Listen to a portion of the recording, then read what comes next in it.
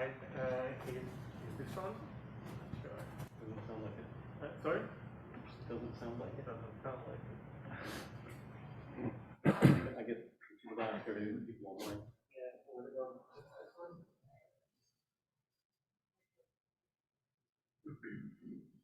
is this on? Alright, it's my great pleasure to introduce Bruce Kleiner from NYU, who will be giving a series of distinguished lectures.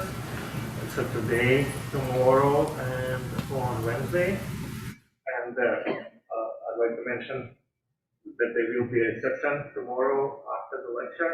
Tomorrow's lecture is also followed by a session afterwards. So please, Bruce will talk about rigidity and flexibility of geometric vectors. Well, thanks for the introduction. Thanks for the invitation. It's very nice to be here. Okay, so so there are going to be 3 lectures, right? Today, tomorrow, and Wednesday, and so I made an attempt to make the first lecture accessible to a broader audience. It's not going to be sort of full colloquium style breadth, but it should be accessible to an audience that's say geometers and analysts, something like that. Okay, so I'm going to before I start, let me just give an overview of the terrain here, kind of a preview. So the setting or the theme of the lectures is going to be this. So there are various contexts in mathematics that give rise to what I'm calling geometric mappings. I'm not going to define the term, but these show up. In various places. For example, if you're looking at discrete subgroups of Lie groups, maybe the theory of lattices, not necessarily lattices though, maybe just discrete subgroups like Kleinian groups. They're also kind of central in geometric group theory, where you're studying asymptotic geometry. Then in Riemannian geometry, in Teichmuller theory, you're studying moduli spaces. And the analytic theory of quasi-conformal homeomorphisms, and then different contexts in dynamical systems, in particular in complex dynamics. And then there are certain examples of PDE, systems of PDE or partial differential relations, which are naturally interpretable as kind of geometric mappings. All right. And then taking that even further, you can look at applied analysis, so applications of mathematical analysis to systems, maybe in physics, for example. Elasticity is an instance of this.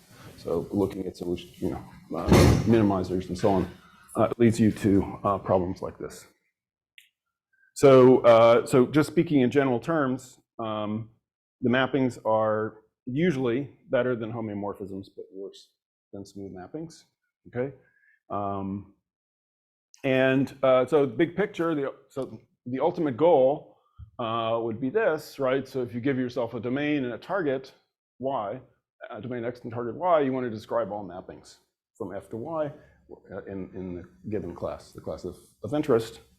And if you're going to make progress toward this, well then, you have to have some methods of construction for building mappings, right? If they exist.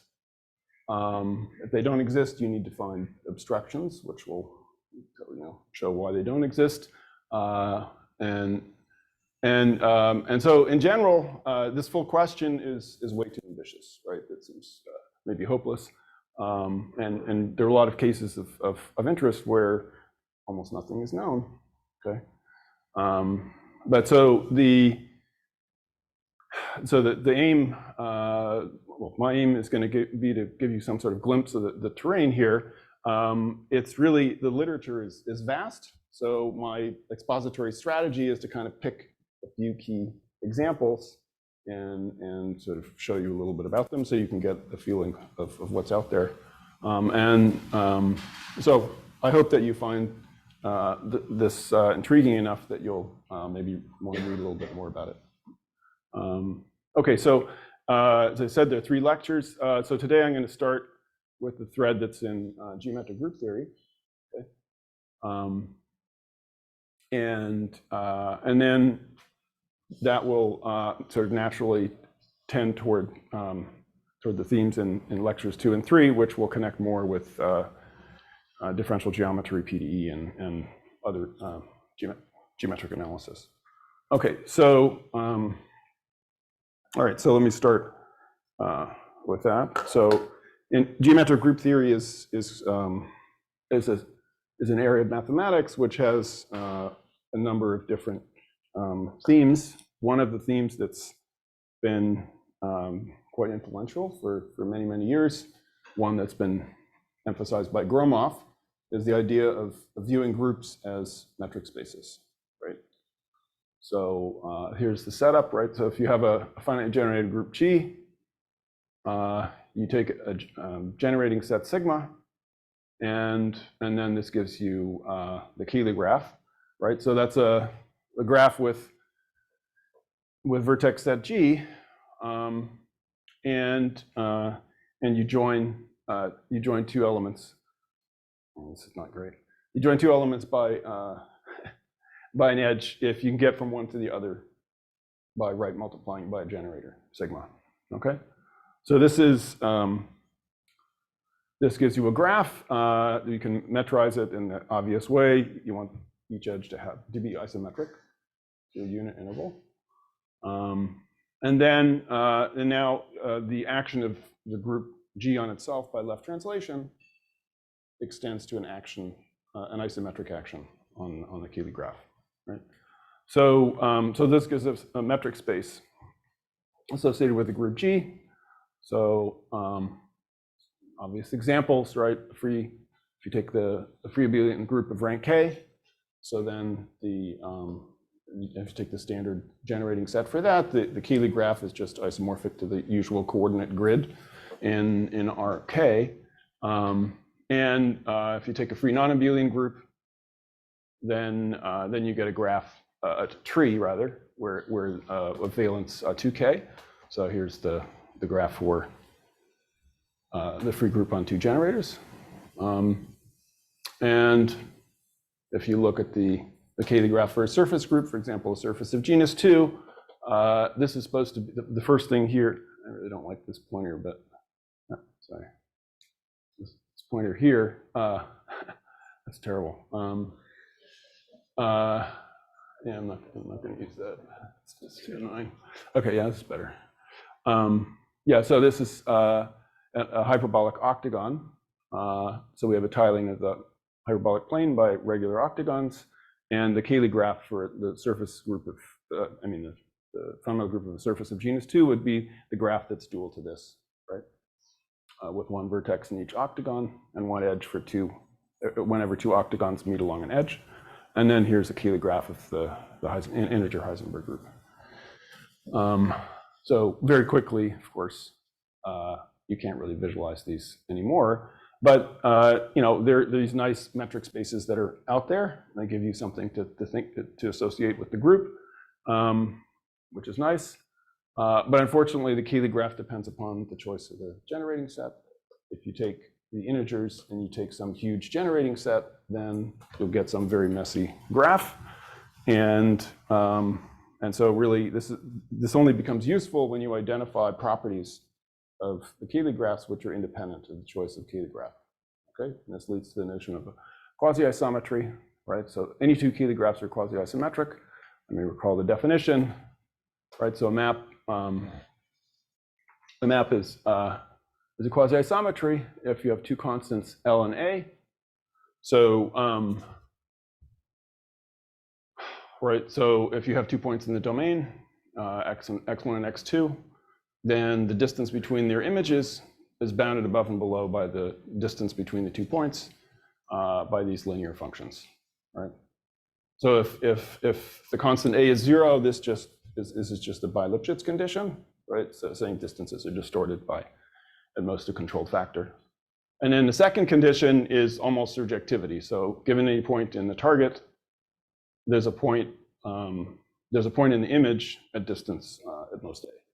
Okay. So it's almost surjective. And so two metric spaces are quasi-isometric if there's a quasi-isometry between them. Now, just remark, so as I mentioned before, if A is 0, that's the same thing as saying that the quasi-isometry is an L by Lipschitz homeomorphism.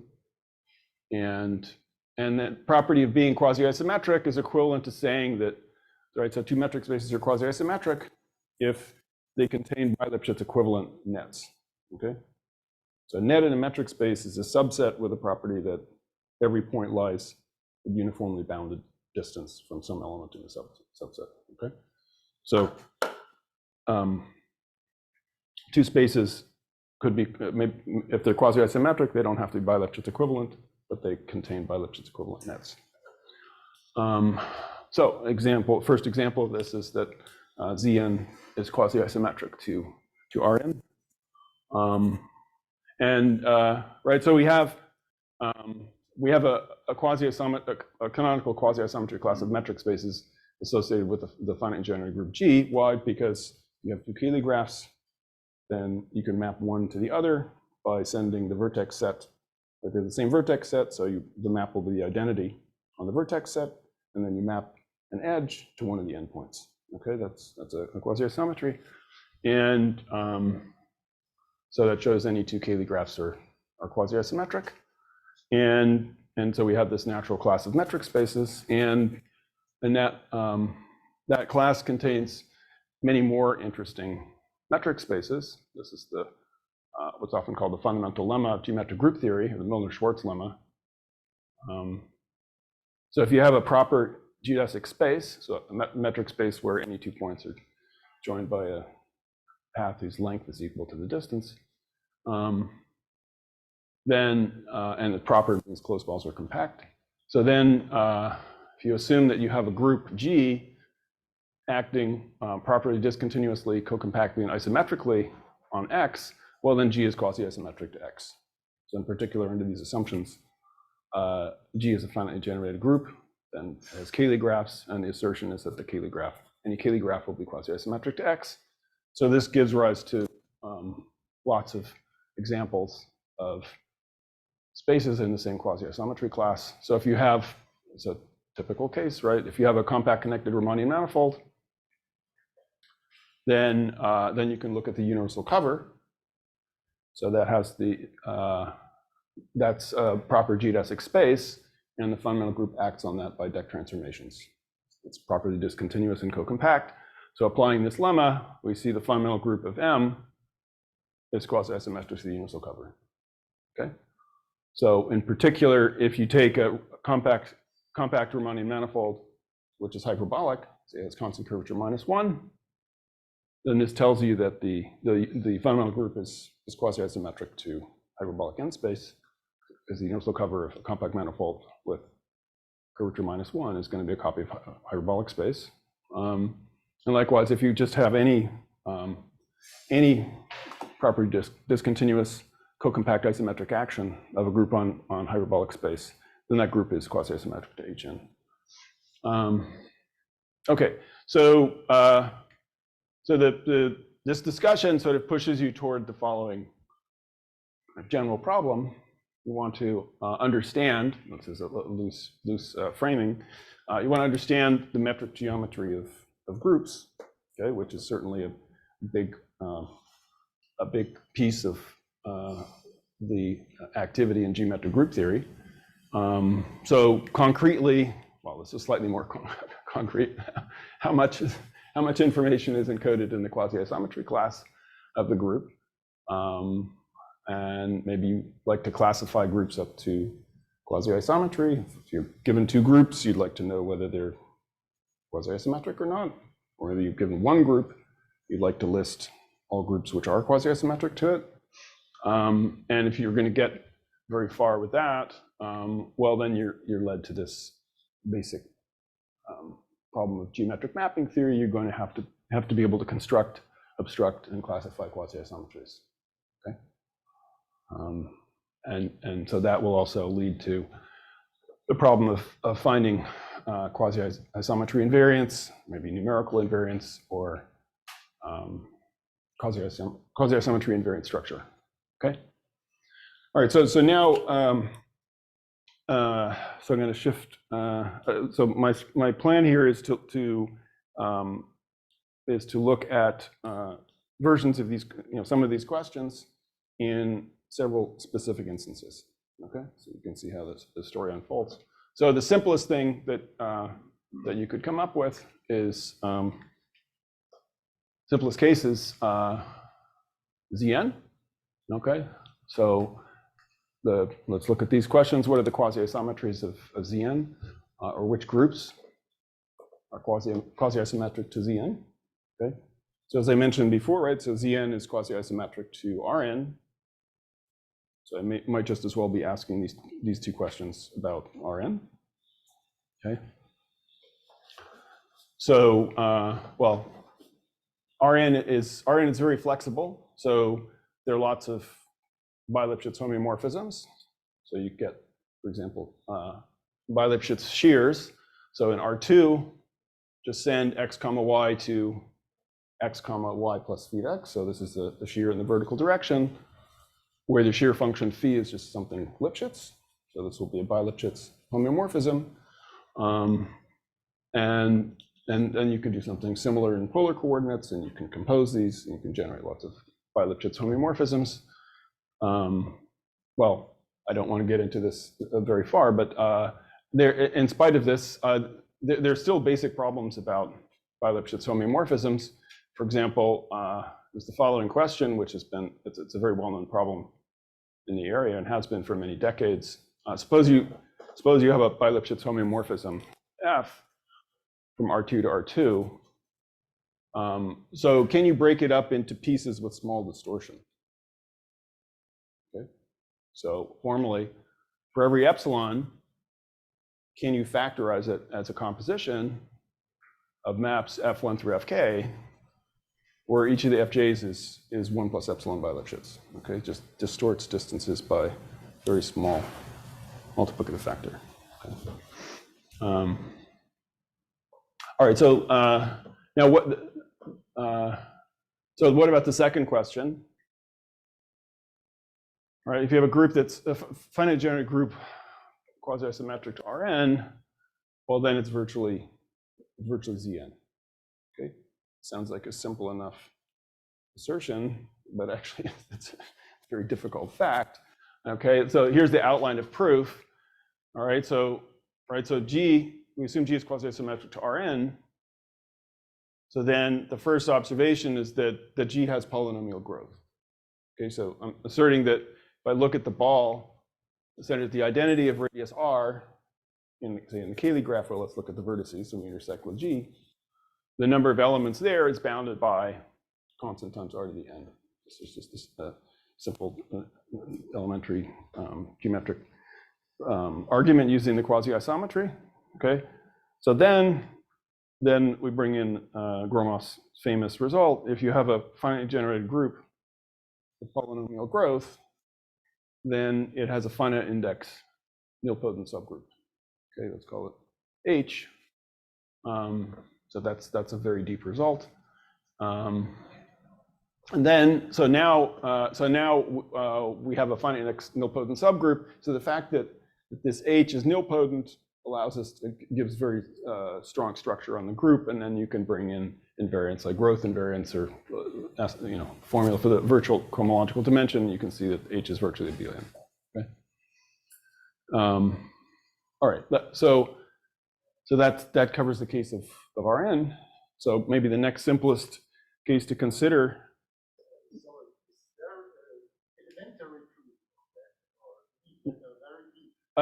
No, there's no elementary proof. There's a shorter proof due to Yehuda Shalom, which uses unitary representation theory. There's now a ridiculously short proof of Gromov's theorem by Ozawa. Well, okay, it's still it's much simpler than Gromov's proof, although I find it incomprehensible. But so there are alternative approaches. It has virtually Zn means there's a finite index subgroup isomorphic to Zn. Okay, so let's go from Rn to maybe the next simplest case. So if you're thinking about groups, right? So nilpotent groups. So I recall, so group is nilpotent if you have this descending filtration. So that where each successive group Gj is generated by the commutators of elements from the big group G with the Gj minus 1. Okay. So maybe the simplest example to think about would be the integer Heisenberg group. So this is the 3 by 3 upper triangular matrices, one's in the diagonal, okay? And where x, y, and z are integers. Now, if you allow x, y, and z to be real instead of just integers, then what you get is the three-dimensional Lie group, which is the usual Heisenberg group. And the integer lattice sits in there as a subgroup, right? Kind of the way Zn sits in Rn, right? So it's sits as a co-compact lattice in the Heisenberg group. And that's kind of a general story, right? There's a theorem of Malchev that says that if you have a finitely generated torsion-free nilpotent group, well, then it sits in a canonical nilpotent Lie group, simply connected nilpotent Lie group. Okay, so you have this kind of picture. And okay, so let's think about these two questions that I mentioned that I looked at for Rn. Okay, so if you have a simply connected nilpotent Lie group, oh yeah, sorry, I should have said that. So that means basically, if you're interested in understanding finitely generated nilpotent groups, then kind of up to quasi-isometry, you may as well look at these simply connected nilpotent Lie groups, or at least those that have uniform lattices. But anyway, so if you have such a Lie group, then right, so we have this descending central series at the top here, right? And the last group, now these replace G with N, right? We're looking at this for the Lie group. And the last group is going to be some Euclidean, some abelian, sorry, RL for some L, okay? And so then you can think about the cosets of that central subgroup, and you can shear in the direction of the center, like, right, you just take a left, well, since it's in the center, left or right translation by an element to the center, one for each coset, okay? So as long as that shear function it varies in a Lipschitz fashion as you move through the cosets, then you get a shear. Okay, so that gives you some central shears. Now you can, in some cases, you can construct other examples of quasi-isometries. For example, in the Heisenberg group, there are various constructions. In other cases, there's quantitative information showing that quasi-isometries are somehow not fully flexible. But I would say currently, quasi-isometries are really not very well understood at all. Okay? There isn't even conjectural construction or just description. Okay. So what about the other question? Which groups are quasi-isometric to a given nilpotent group? Well, suppose you have some group G prime, it's quasi-isometric to G, where G is virtually nilpotent, well, then so is G prime. Okay, and this is by the same logic as before. If G is virtually nilpotent, it has polynomial growth. Since G prime is quasi-isometric to it, it also has polynomial growth, and then we invoke Romoff. Okay, so by the discussion I mentioned before about Malchev, you're essentially reduced to, so you know that G prime is virtually nilpotent, so you can replace G and G prime up to quasi-isometry with these simply connected nilpotent Lie groups. And then you're trying to classify simply connected nilpotent Lie groups up to quasi-isometry. Okay. Well, the conjecture is, looks very simple. It's two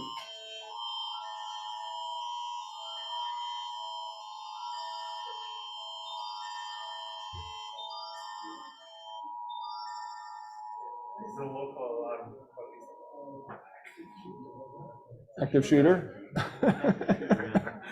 Seriously? But not here. In the greater Toronto area. Okay, please remain calm.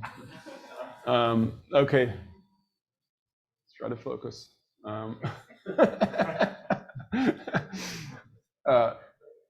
So the conjecture is, well, the conjecture, right, is that if n is quasi-isometric to n prime, well, then they're actually isomorphic, right? I guess I should have said before, it's that if you have a nilpotent, if you have a connected Lie group, you can put any left invariant metric on it and use that to define the distance function. Okay. And of course, the two metrics give you the same thing, same metric space up to two Riemannian metrics give you by Lipschitz equivalent metric spaces. So that's the conjecture. Just isomorphism of Lie groups. Okay. So there's some information about this. So there's fundamental work of Ponceau, also Shalom and Sauer. So they found some structure that's quasi-isometry invariant. So, for example, Ponceau showed that the associated graded nilpotent groups of n and n prime are isomorphic, if you know what that means. But anyway, so that information can be used to show that in certain cases, the conjecture holds, right? That these invariants are strong enough to together with sort of more elementary structural arguments, they're enough to show that this conjecture holds for certain groups n. But in general, it's the problem is wide open. Okay. Do you get this sub-Riemannian metric on the sphere? Does it imply? In Is it related to that, or is that isometry class invariant? Or so the sphere, which where you sort of you switch the commutator to 0 or something. Yeah. Something like that. If I take what you're doing, so the graded. Okay, so if I give you a simply connected nilpotent Lie group, okay,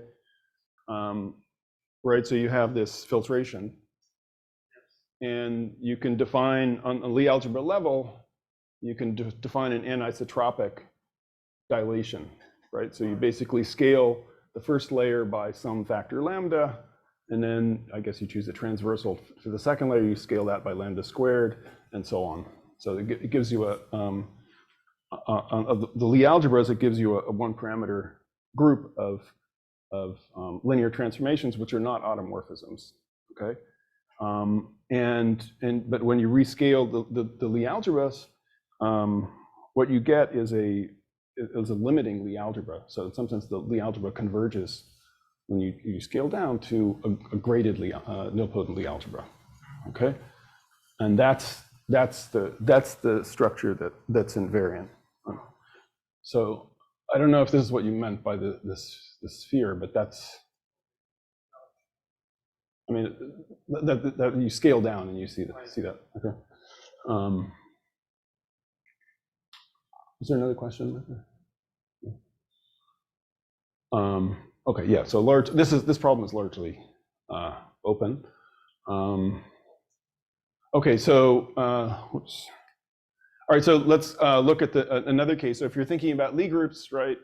At first sight, nilpotent groups might seem to be fairly simple, but actually they're, from certain points of view, they're extremely complicated, particularly classification problems.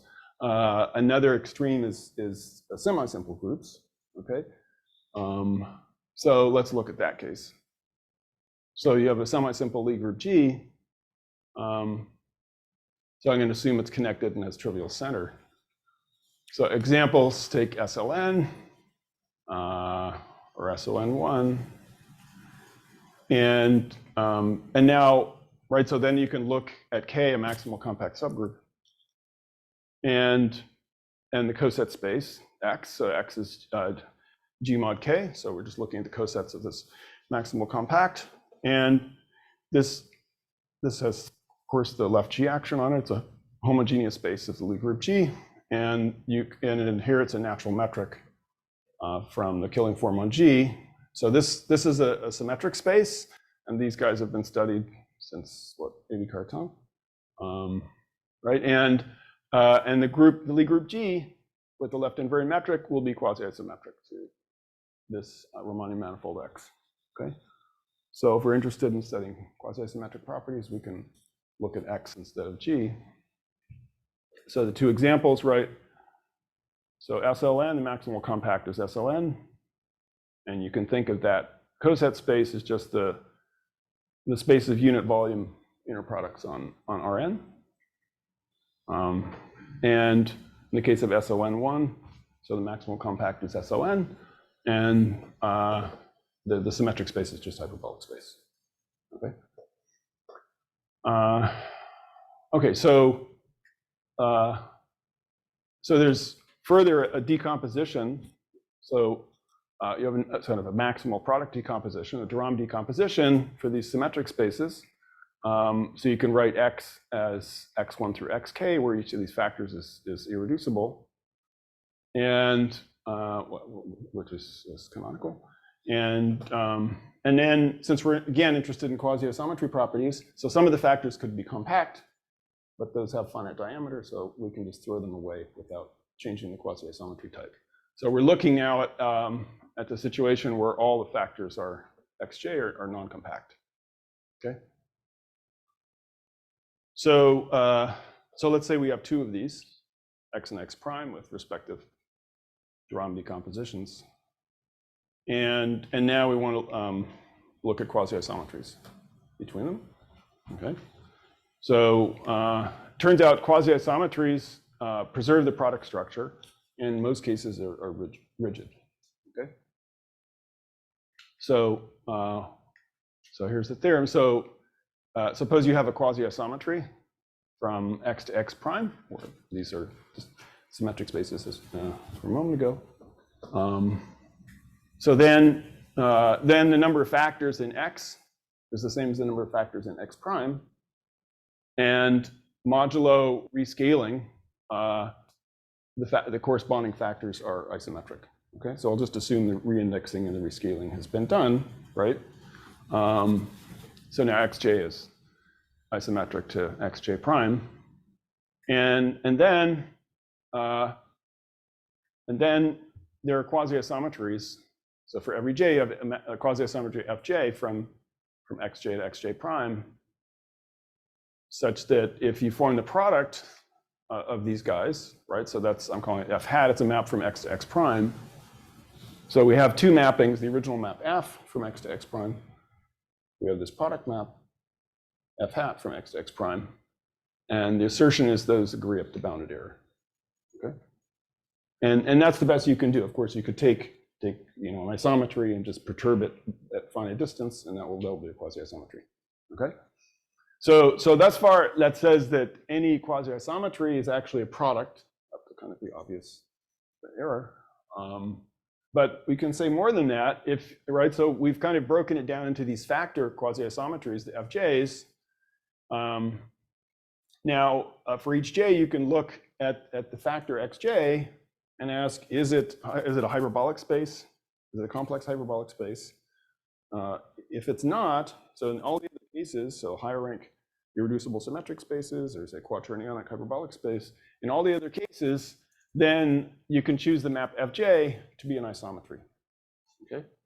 So in particular, if these spaces have a single factor, let's say quaternionic hyperbolic space or higher rank symmetric space, then quasi-isometries are rigid.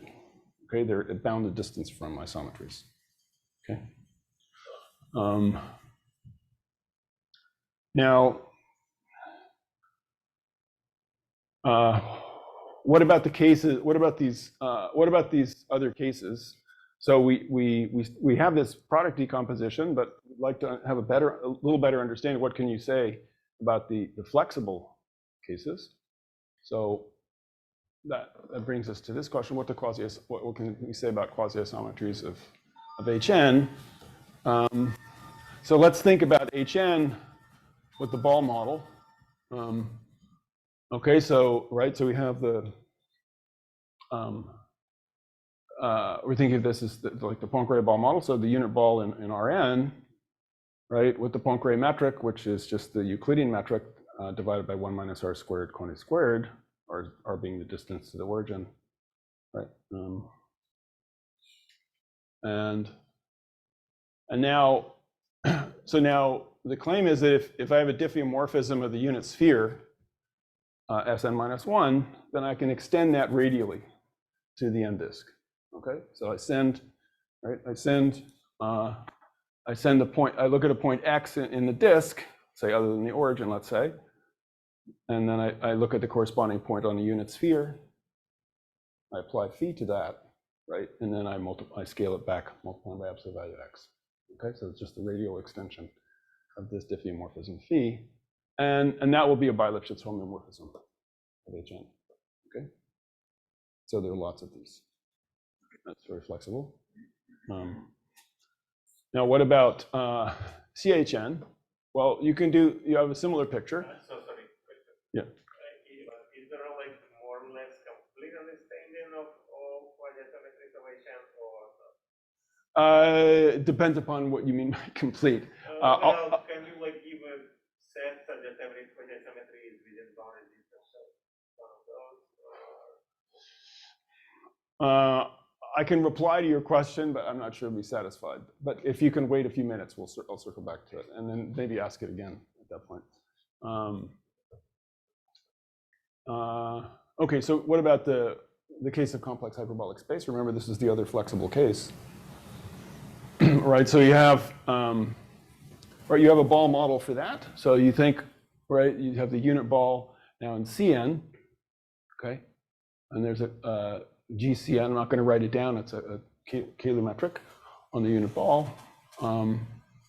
And now suppose you take a diffeomorphism phi of the unit sphere to itself, and you extend it radially in the same way. Okay. So the claim is that, right, so that's a self-map of the closed disk. Well, for zero, you're sending 0 to 0. The claim is that will be a bi-Lipschitz homeomorphism of complex hyperbolic space, provided the diffeomorphism satisfies a certain condition. Okay? And the condition is that it should be a contact diffeomorphism with respect to the usual contact structure on the sphere. Okay? So let me remind you what that is, right? So, right, you're in Cn, you take a complex line, right? Pass a line, one-dimensional complex subspace passing through the origin. You intersect it with the sphere, you get a circle, and these circles give you the fibers of the Hopf vibration, and you take the orthogonal complement of that. That's a subbundle of the sphere, which is the usual contact structure. And the condition is saying that phi preserves that just means you apply the diffeomorphism phi, okay? You push forward the subbundle, C, and you should get the subbundle back, right? So at each point, you look at the differential of the map phi, and that should take this codimensional subspace to itself, right? It's standard notion from contact geometry. And it's kind of an elementary fact that if you have a contact manifold like this, there are tons of contact diffeomorphisms. Okay. So what about groups quasi-isometric to the symmetric space X? So here's the theorem.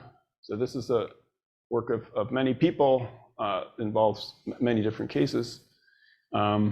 So if you have a symmetric space of non-compact type as before, and you have a group H which is finally generated,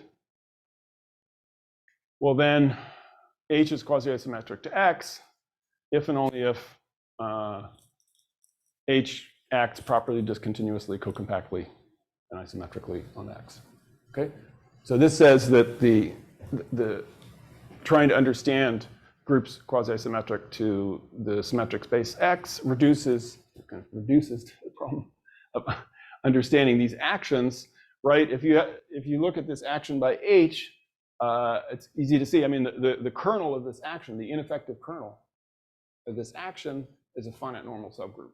Maybe trivial, but it's a finite subgroup. If you mod out by that, then that quotient will embed isomorphically in the isometry group of X as a co-compact lattice. Okay, so modding out by these finite normal subgroups, you're trying to understand co-compact lattices in the isometry group, and this is some project that have been underway for many decades. Okay, but anyway, this gives you a characterization. Okay, so am I doing time? Okay, so regarding Lie groups, so leaving the semi-simple case, let me just mention, so you could look at, say, solvable Lie groups. So there's a fundamental work of Eskin, Fisher, White that covered some examples of polycyclic groups. This was further extended by Peng and Dimarsh. So they covered certain solvable Lie groups, but I think that, it's fair to say that the general solvable case is wide open, so there are many open questions there. Let me just mention. So I haven't said anything really about the techniques that go into the proof. I mean, most of the proofs here are rather long stories. You could easily give a full-hour lecture on each of them. But let me just say that there are a lot of different techniques being used depending upon the case in question. So just metric geometry, topology, analysis, dynamics, combinatorics. Okay, so now I want to shift gears and look at kind of a different class of examples. This takes me to negative curvature, which is kind of the first serious overlap with the theme of this conference. Okay. So let's think about the simplest case of the hyperbolic space Hn. So again, I was just talking about the ball model for Hn. Now, so the unit disk, right, the closed ball, compactifies hyperbolic space, and you can think of the sphere at infinity, the sphere Sn-1 as the boundary at infinity. And right, of course, if you have a geodesic in hyperbolic space, right, then it has a unique limit point on the sphere of infinity, right? And if two geodesics are asymptotic to one another, stay at boundary distance from one another, they have the same limit point. So you can think of the elements of the sphere as equivalence classes of rays. But anyway, we have this boundary that's just sitting there, and this is very useful for understanding the asymptotic geometry of hyperbolic space. In particular, if you want to understand quasi-isometries, then it's very useful for the following reason. So every quasi-isometry, f of hyperbolic space to itself, extends to the closed disk, right? So I'm saying that we have the quasi-isometry from hyperbolic space to itself. I'm thinking of the hyperbolic space as the open unit ball, and I'm saying there's a canonical extension to the closed ball. Okay, so I'm not going to say it extends continuously because the quasi-isometry itself might not be continuous, right? It's just sort of noisy mappings, right? But the extension has the property that if you take any point on the boundary, any point in the sphere, then the extension is continuous at that point. Okay, so if you take a sequence of points in the ball which converge to the point and that given point in the sphere, you apply the map F, you get a convergent sequence, okay? And the limit is independent of which sequence you took, okay? So there's so it's, in other words, this extension map is continuous at every point in the sphere, and that characterizes it uniquely. And then you can restrict that extension to the sphere itself. So now you get a map from sphere to sphere, and that's a homeomorphism, okay? And so these are kind of the asymptotic boundary values of the quasi-isometry. So this is going kind of the opposite direction that I was going a couple of minutes ago, and this will kind of answer your it'll be a response to your question. I don't know if it'd be satisfied. Okay, so this gives you a boundary homeomorphism associated with the quasi-isometry, and these homeomorphisms are not arbitrary; they're quasi-symmetric. Okay, so what's a quasi-symmetric homeomorphism? So if you have a phi homeo from between two metric spaces, Z and Z prime, it's quasi-symmetric if you have a homeomorphism eta, so it's usually called the distortion homeomorphism, such that for every triple of distinct points, the following holds. So you have, if you look at this, so we have 3 points, P, X, and Y, and inside there on the right-hand side, the quantity that's of interest is the distance from P to X divided by the distance from P to Y. It's a distance ratio, okay? And what this says is that if you look at the distance ratio in the target, so you look at the image triple, that the distance ratio in the target is controlled by the distance ratio in the domain via this distortion function, okay? So the simplest way for this could happen is if the map phi is by Lipschitz, because if phi is by Lipschitz, it distorts distances by a controlled factor. So the numerator there and the numerator on the left side and the numerator on the right side agree to within a factor, and same for the denominators, okay? So in particular, the simple example would be a bi-Lipschitz homeomorphism. But these are more general, right? If you take a power law map, take from the non-negative reals to itself. So send x to x the alpha. Alpha could be bigger than 1 or less than 1. It's still quasi-symmetric, but it's bi-Lipschitz only when alpha equals 1. And you can do this sort of radially in Rn. That's also quasi-symmetric, okay? All right, so the theorem is if you have f a quasi-isometry from Hn to itself, then the boundary homeomorphism that I mentioned before is quasi-symmetric.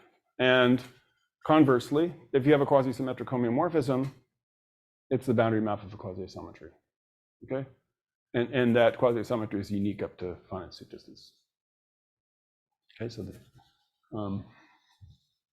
and now we have a similar picture in the complex hyperbolic case.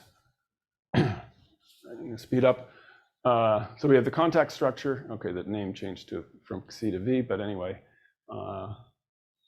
So call the C1 curve gamma horizontal if its velocity vector gamma prime lands in the subbundle for every t, and then the associated subrahmanian metric is this. So the distance from x to y is given by infimizing the length of paths gamma, where gamma is horizontal running from x to y. So it's like the Riemannian distance, except the paths are required to remain tangent to the subbundle.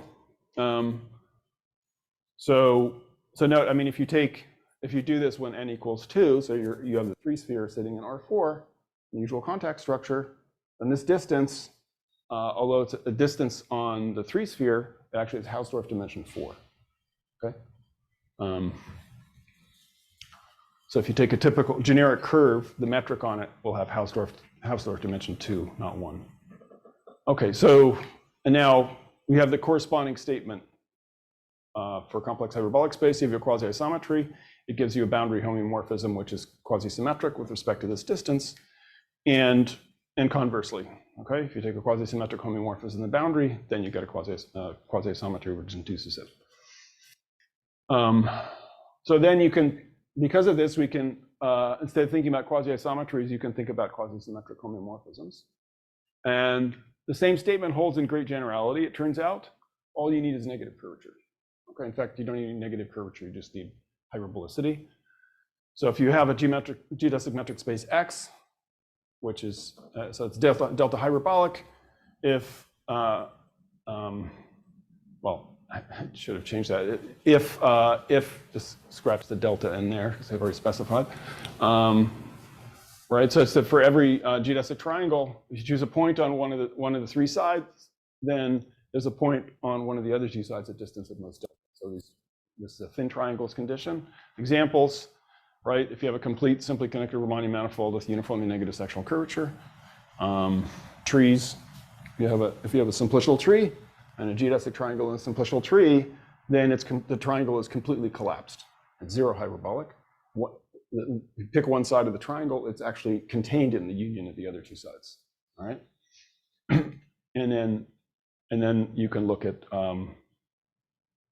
Alexandrov spaces, or with curvature bounded above, so cat 0 spaces, which are simply connected. Simply connected metric spaces with uniformly negative curvature, or really kappa spaces for some kappa less than 0. All right, so now I want to, so we have the same kind of facts that we had before for hyperbolic space and complex hyperbolic space. So under rather general conditions, I'm not going to state them, you have the same kind of assertion. Quasi-isometries, a quasi-isometry between two such spaces gives you a quasi-symmetric homeomorphism at infinity, and conversely. Now the boundaries, if you have a proper hyperbolic space, hyperbolic metric space, and there's a properly discontinuous co-compact isometric action on it, then, well, the boundary is a compact metric space, and the symmetry of the space X, right, the existence of this large group of isometries, manifests itself at infinity through approximate self-similarity, okay? So this goes as follows. So there's some number L, so that if you take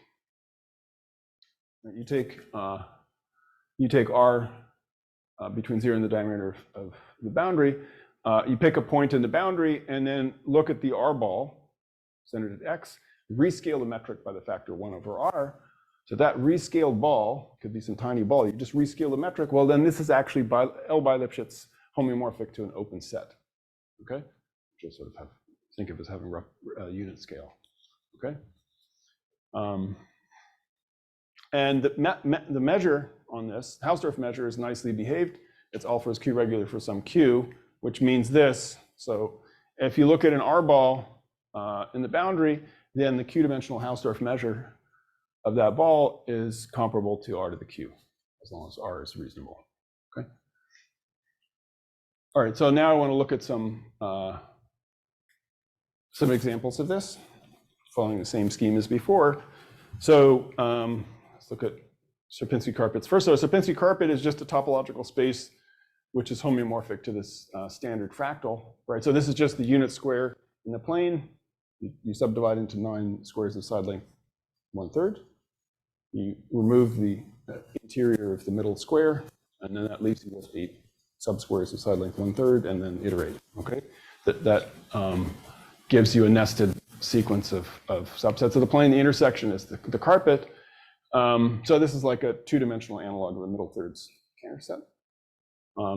Now, this fractal is kind of very generic. So there's a theorem of Wyburn that says that basically you can get these very easily. If you take a subset Z in S2, well, then it's a Sierpinski carpet if and only if you can find a disjoint collection of closed disks with as follows. So I guess maybe I should just, if you look at this picture here, right, think of this as sitting not in R2 but in S2, right, do the 1-point compactification, right? So then the complement of this Sierpinski carpet as a bunch of connected components, each of which is an open disk. That means is a ball, homomorphic to a ball, right? And if you take one of them here, the closure, right, in this case, closure is going to have a frontier which is a Jordan curve, right, the boundary of that square region. So so the theorem says this: if you take a bunch of closed disks which are disjoint, and then you remove their interiors from the 2-sphere,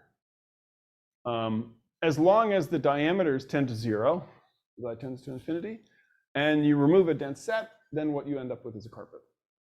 Okay, so it's it's kind of a robustness that's similar to that of a Cantor set.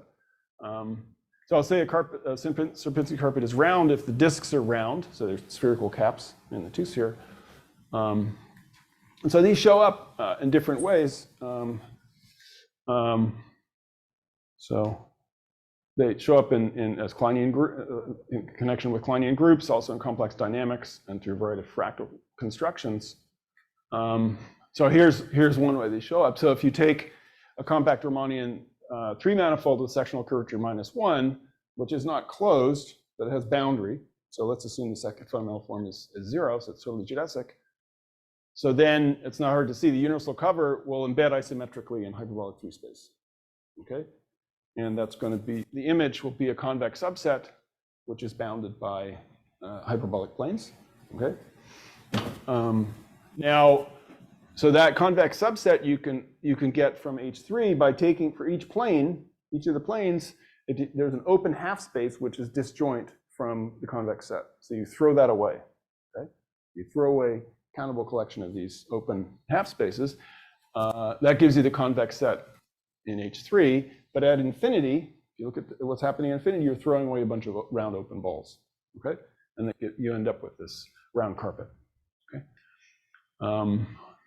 So you can, in complex dynamics, there are Julia sets of post-critically finite rational maps.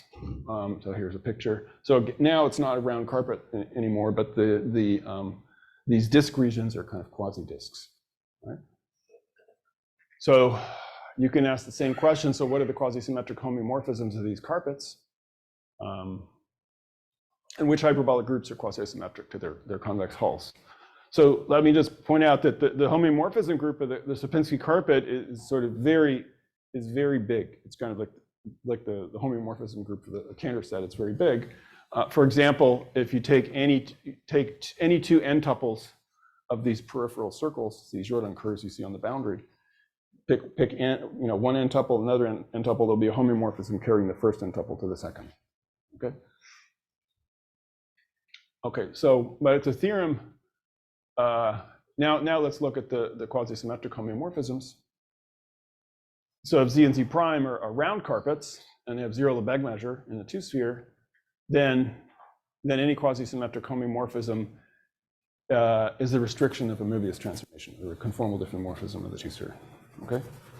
And as a corollary, if you have, say, a compact hyperbolic three-manifold with totally geodesic boundary, then the isometry group of this convex set that I was talking about, the universal cover, every isometry of that gives you a quasi-symmetric homeomorphism of the boundary, this round carpet, and every quasi-symmetric homeomorphism of the round carpet arises that way. Okay, and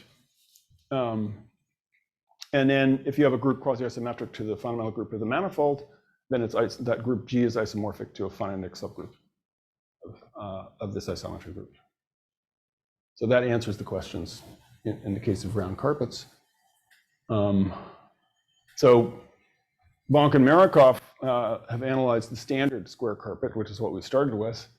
They show that any quasi-symmetric homeomorphism is the restriction of an isometry, right? I mean, obviously any symmetry of the square will give you an isometry of the carpet. If you start trying to construct anything more than that, or even a bi-Lipschitz homeomorphism, you start thinking that maybe you're going to get stuck. And they prove this. This is a deep result. They also can handle certain other self-similar carpets. And then with Lyubich, so Bonk, Lyubich, Marikov have shown that the Julia set of a post-critically finite rational map, which is Sierpinski carpet, is rigid in a similar sense. Any quasi-symmetric homeomorphism is a restriction of Möbius transformation. Okay. All right, let me look at another case. So a Menger sponge is another fractal, standard fractal. Looks like this. So you can get this by taking a unit cube in R3. You can project it onto R2 in 3 different ways and look at the inverse image of the carpet. Okay, intersect. It gives you this.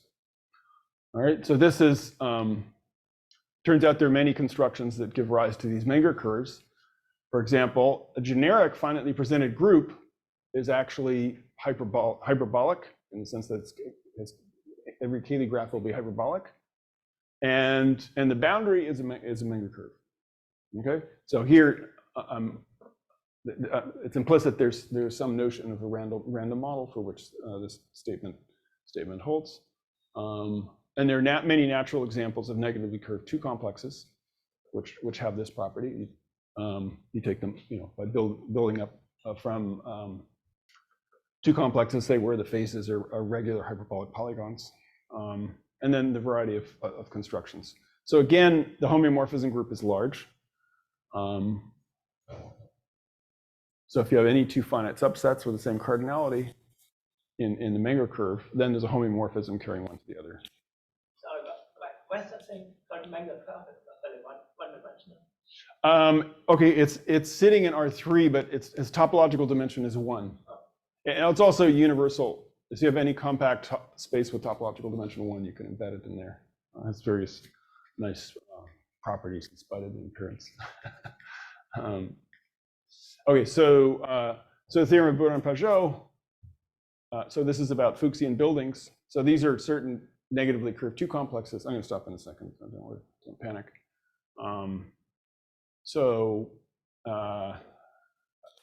Well, anyway, they have they're negatively curved and they have a Menger curve boundary at infinity, and they show that any quasi-symmetric homeomorphism of the boundary comes from an isometry. Okay. But there are a few other cases where you can analyze quasi-symmetric homeomorphisms of these metric Menger sponges.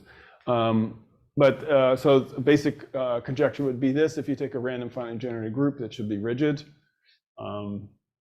that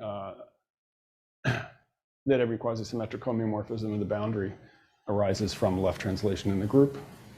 But this is completely open. And in most cases, nothing is known about the quasi-symmetric homeomorphisms. In particular, if you take the standard Menger curve, which I showed before, that's nothing is known about either quasi-symmetric or bi-Lipschitz homeomorphisms. Okay, so we'll stop there for today.